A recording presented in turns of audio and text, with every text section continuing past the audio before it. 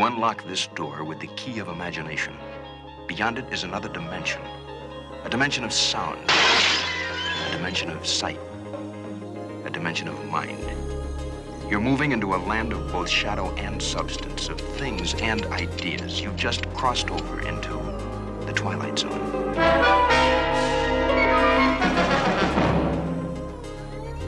What the is cannot be?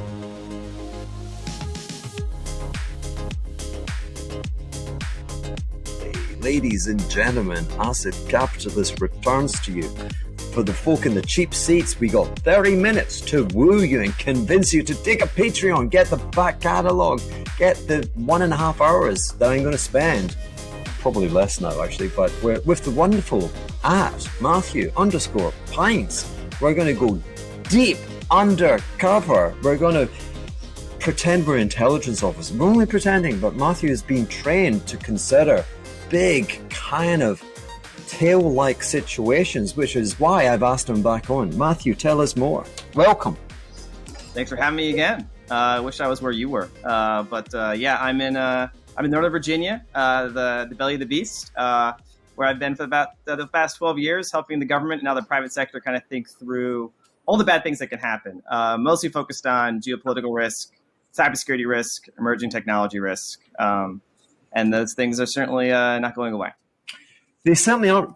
And what you were a graduate of philosophy. What was the other subject you took? Philosophy and physics. Philosophy and physics. We're considering, I guess, PhD et al. And then thought, and you had to look around, and you go, tell me what happens. You get taken into a program. You get formal training in the evaluation of tail-like scenarios. I mean, can you expand upon your indoctrination? Yeah, I wish that the government had like a formal training program. It was really why they hired consultants who could help them develop those types of methodologies. So they have a number of areas over decades that they've looked at very closely on that sort of left tail risk scenarios, principally around like nuclear war. But what's happened in the past 15, 20 years has been a lot of other risks have sort of started to crowd into that territory. And there's two different worlds of the government of like natural disaster, emergency management planning, and like nuclear war and like highly disruptive scenarios started to merge. And as any government bureaucracy, that is a very messy process. So a lot of the things that I did over the number of years was basically trying to bridge these different worlds together and come up with approaches and for both analysis as well as program and technology assessment. But yeah, there's no roadmap, there's no master's program. It was very much solving problems on the fly. Quite okay. So how did you take it forward? Mm-hmm. What refinements did you introduce? I mean, how does one methodically set about trying to answer these preposterously small probability events, which of course have tremendous ramifications were they to come true? Yes. Often there's the analytical side of the house, and then there's the like realities of how political decisions and budgets and programs actually run. And so I spend time on both sides of that fence. On the analytical side, there's sort of two approaches in general. One is sort of modeling and simulation, and the other is like exercises. And they all have their pros and cons and limitations. But, I've done both, right? So in modeling and simulation, you construct a formal model of that system or that problem set, and you build in assumptions, but you can at least try to run the model as precisely as possible. But as you know, with any model, these systems fundamentally don't respond well in the laboratory or on your computer system and correspond to reality. And so that's why you do exercises, which is much more trying to simulate plausible real world scenarios and then try to test real systems, how they respond under those conditions. Like, what would you do in these situations? And put real systems, plans, policies, procedures, to the test. And you then see what happens when you put those people and those systems and those technologies and you make them go for real under certain conditions, and then you see how they perform. So it's more a matter of evaluating how prepared and responsive existing systems are to these, tail risk scenarios, than trying to predict or forecast their probability. The assumption by the government, at least in the government space, is we just need to be prepared for the what ifs. And so we're going to role play and exercise and evaluate what happens to our systems, what happens to our plans if we get hit by those what ifs. So, they take, some account of the probabilities of these different disasters. But as you know, like there's just things in those fourth quadrant probability distributions that you're sticking your finger in the air. And it's where they're catastrophic enough if they do happen that it's worth spending several $1 million putting the government through its paces. So I imagine there's just an absolute massive data dump going on every single day. Does the system actually create like a doomsday clock, like with a probability of event? Is there a spreadsheet with probabilities that's changing by the second? No, the government does not have a single point of analysis on all these different things. They're very much siloed off into very specific areas. People that are worried about natural disasters are in one area. People that are worried about cyber attacks are in a different area. People that worry about pandemics are in a different area. People that are worried about terrorist attacks in a different area. So, at the leadership level, they all get briefed, on those high level assessments and plans. But there's no synoptic God's eye view of any of this. It's a complicated, messy, discombobulated mess. There must be a procedure, however, in terms of upping the ante, that you're in one of those silos, and you're a specialist, and you're beginning to agitate that, the systems the room's beginning to shake, so to speak, and it has to be kind of the hierarchy. It has to be invoked. Yeah, the government has tried to build things like this. The most recent incarnation is a division of CISA, the Cybersecurity Infrastructure Security Agency, called the National Risk Management Coordination Center, the NRMCC. I think that's its current name.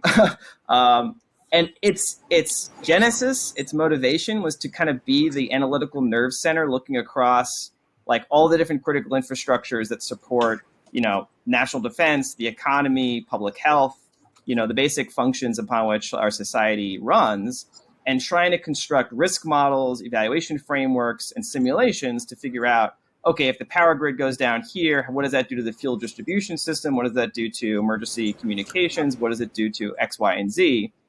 And they've done some, I would say, initial steps to collect that data, build those frameworks, and do certain models. But the vision, I think, of having like this big old board with all the big flashing lights and know how you're going to be able to predict, the complex cascades and all these different scenarios. Like these are just very, intractable, complex systems where, tipping points lurk in the darkness, and you don't know how a failure in one place may or may not cascade.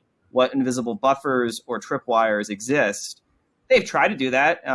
They're better at it within a particular system. So within the power grid, within, kind of the technical infrastructure backbone of the internet, within the financial system and kind of the key flows between, say, the Fed and the primary dealers. Like they've picked different parts of these systems, and they've really done the detailed data collection to understand the key nodes and the failure points.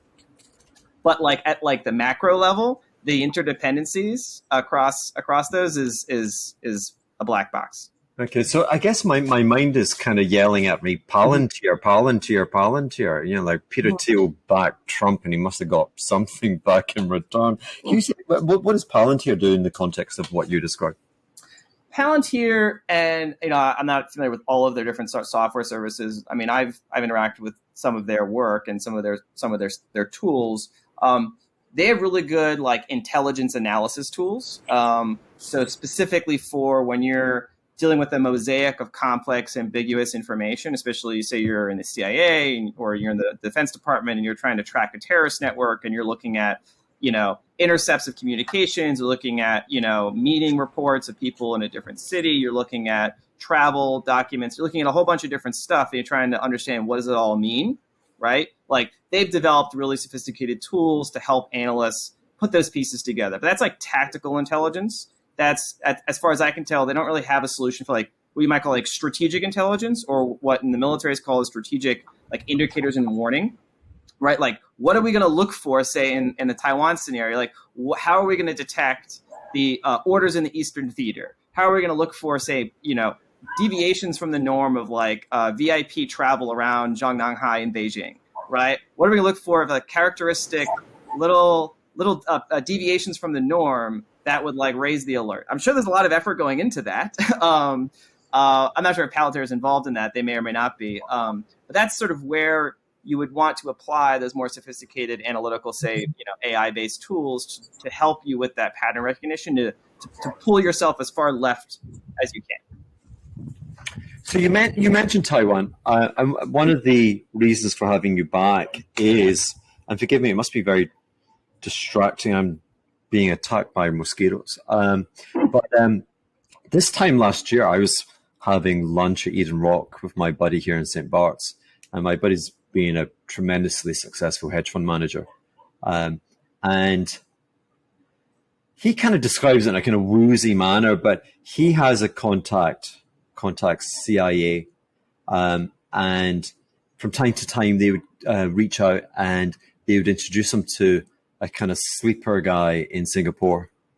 And they would talk about markets. And they basically wanted to use my friend as a filter. Like, you're successful, you're smart. Talk to this guy and then talk to us. Like, how does it resonate with you? What's the actionable points? How would you take this information forward? And over the years, and we're going back 25 years, this guy's info has been spot on.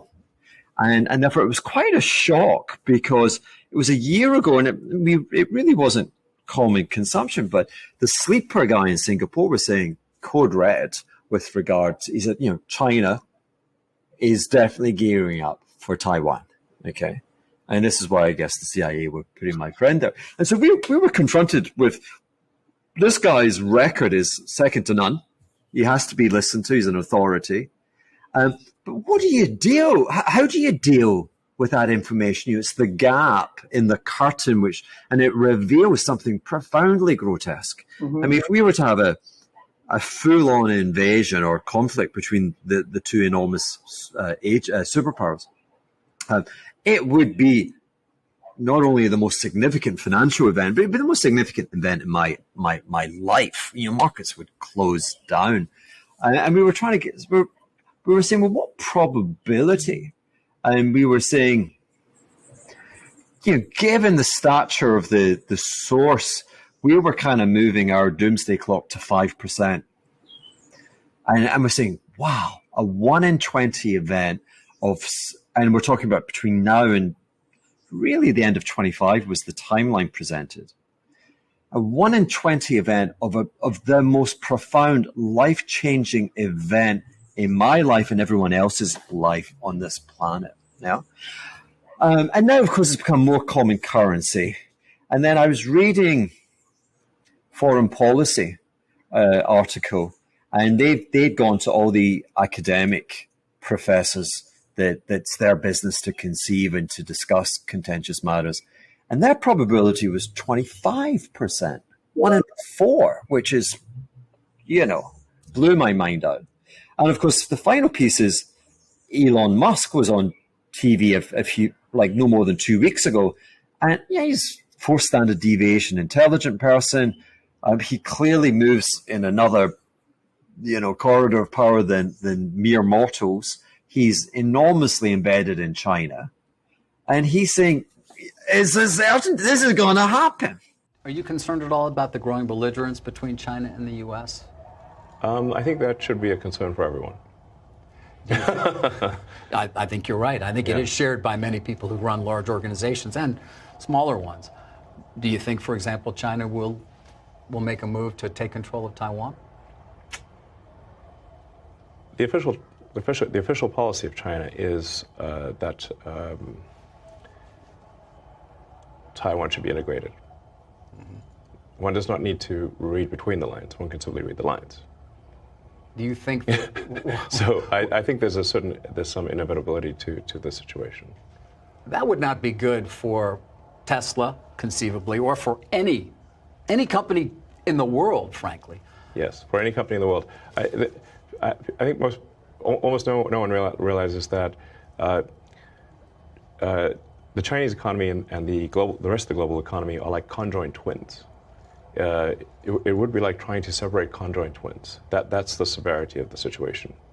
And it's actually worse for a lot of other companies than it is for Tesla. I mean, I'm not sure where you're going to get an iPhone, for example. Apple's recently started doing some sort of small amount of production in India, but it's tiny compared to... It's tiny, not to mention an advanced semiconductor chip if they take over Taiwan Semi. Correct. I mean, you design your own chips, but you manufacture them at Taiwan Semi too, right? We do some. We use Samsung and TSMC. Right. But you seem to think it's likely to happen. I'm simply saying that is their policy, and I think you should take their word seriously. They mean it. So before I deal with the consequences, talk to me about that. Yes, I think you're right to be concerned. It's certainly top of mind for many of our Fortune 100 clients. Just in the past year after the Ukraine invasion, this has moved to the center of the risk aperture for C-suites and boards. Everyone is posturing for the what if, but they're also posturing for what they expect to just be a general deterioration in the bilateral relationship on a structural basis. There might be upswings as people try to pull back from the brink, but everyone's posturing for what goes by different names: decoupling, de-risking, China plus one, technology war. It is heating up across all domains. The Taiwan scenario is the sort of most extreme limit of where that deterioration relationship can go.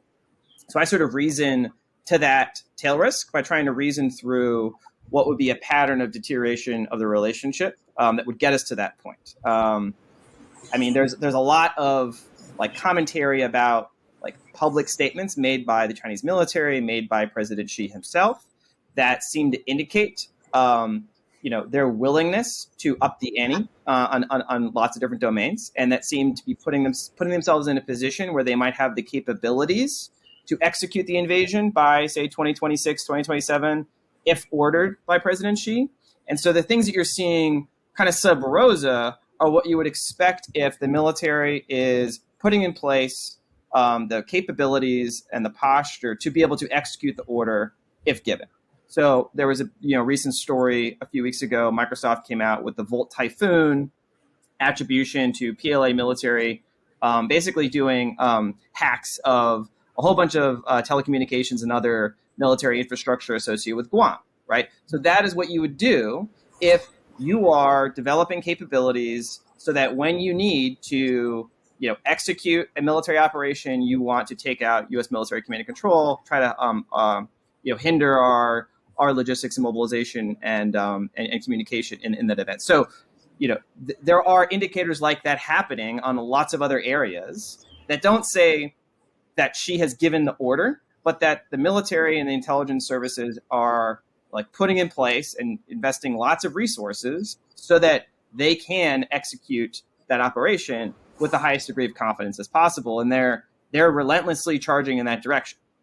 So there's the military capabilities, the intelligence capabilities, the cyber capabilities. And in the financial dimension, a lot of things they're doing are trying to, aggressively, mitigate their exposure to Western sanctions. They're trying to create, alternative financial rails and settlement systems so that they can't be, de-swifted with as much, dramatic penalties as Russia suffered. So all the things they're doing are, look like they are trying to make themselves as resistant as possible to geoeconomic coercion from the West, give themselves the best military fighting shot. And then it's a function of President Xi himself deciding, as a matter of political strategy and personal, legitimacy, whether he wants to go for it. And we'll probably not know that, this is all classified, the details, but basic open source estimates is that you maybe get 6 to 9 months of lead time for an all-out invasion. Because if you want to do the all-out invasion, you need to mobilize, a ton of people, a ton of materiel.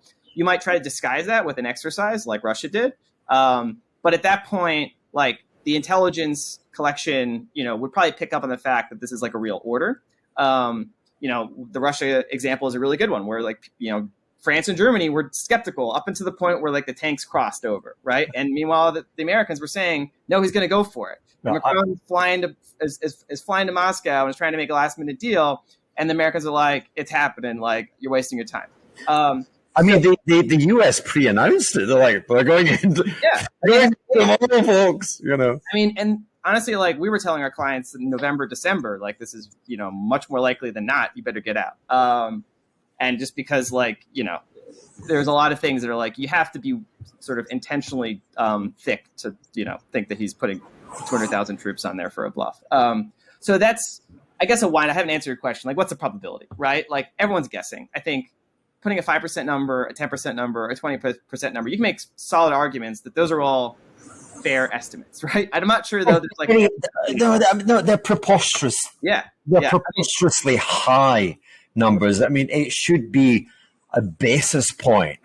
Yeah, I mean, we're talking about the most significant life-altering event for every adult on this planet.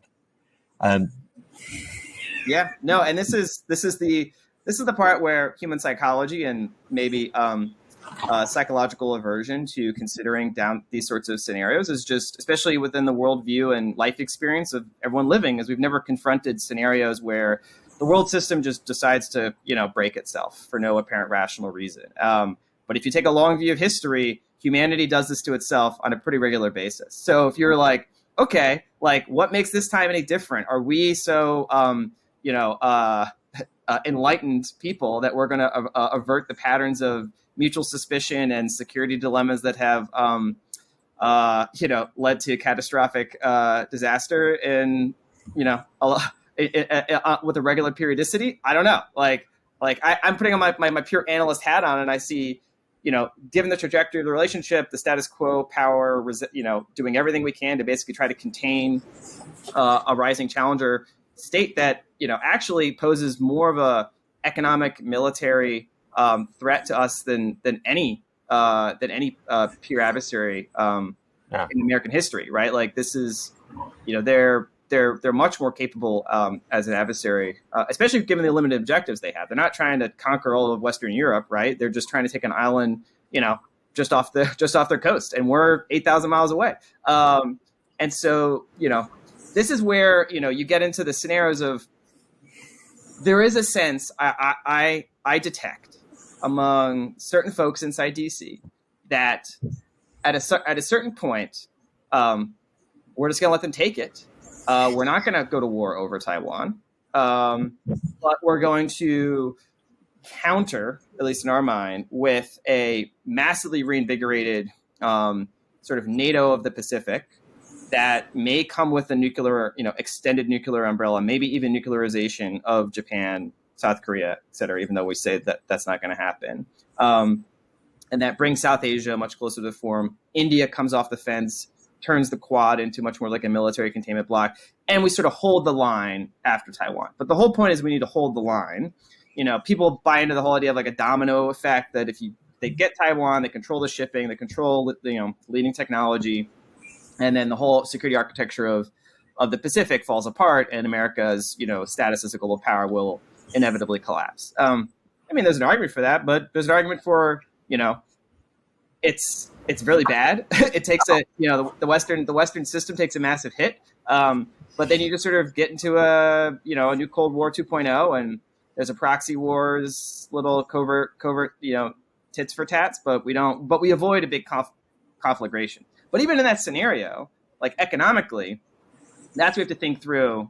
Like this is not going to be a rosy day in the park, right? Like the real question is, the basic economic system, as you're well aware, requires the systematic integration between the U.S. and the Chinese economies, balancing each other's surpluses and deficits, recycling capital flows in each other's asset markets, and basically that's how. And the production process for the world is run out of China, basically. So the military dimension could maybe avoid total catastrophe, including nuclear war, but that doesn't mean the global economy survives, right? That's the thing. That's why I think Jamie Dimon was over there.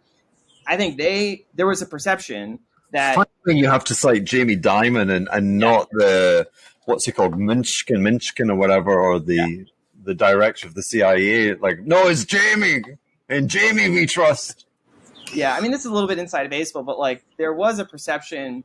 So we hit them with the October 7th tech controls. China saw that as basically a declaration of almost war, right? Because they see these things as interconnected. Like they don't separate out these different policy areas. And they saw this as being like a digital kind of Pearl Harbor attack on their economic prospects, because they're being cut off from the leading edge technology that's really going to be essential to all of the fifth industrial revolution technology. Can you say something to that and substantiate the American fear with Huawei? Because with the TikTok, it's kind of, the US line is preposterous. It's very kind of Trumpian. Let's not really think about it.